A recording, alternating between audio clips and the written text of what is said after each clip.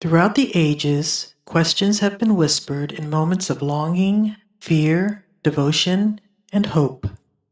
Some were spoken aloud, some were prayed in silence, all were heard. The Oracle of Ages now begins to share their stories. These are not merely tales from distant centuries, they are reflections of the questions that still live within us. What is the spiritual antidote to perfectionism? Lay herbalist and visionary, Italy, 1279 CE. In the hills of Umbria, in the year of 1279, there lived a woman called Serafina della Luce. She was known throughout her region not only for her tinctures and teas, but for the clarity of her eyes when she spoke of plants as kin. She called them the breathing prayers of God.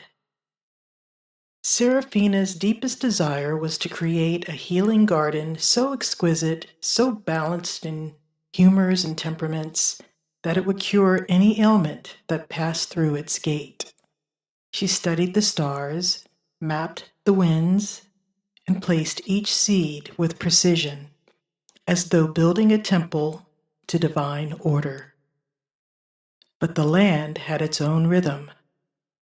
Rain came late, aphids dined early, calendula sprouted where lavender had been planted.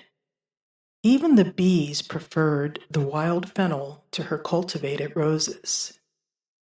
Serafina worked harder, weeded more, planned more, but the garden refused to comply with her vision.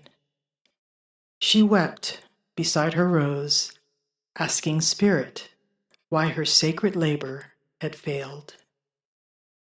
That night, in a dream stitched with moonlight, a radiant elder appeared. She wore leaves in her hair and moss at her feet. She knelt beside Serafina and placed in her hand a seed that shimmered with a soft pulse. "This is the antidote," the elder whispered. "It will not make your garden perfect. It will make it alive." When Serafina awoke, she planted the seed without a label, without a chart. She tended it with curiosity rather than control. What bloomed was unlike anything she had grown, a plant with a scent like memory and light.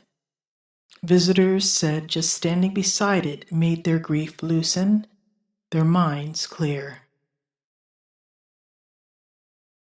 From that day forward, Serafina still planted and planned, but she left space in her rose for Spirit's surprise.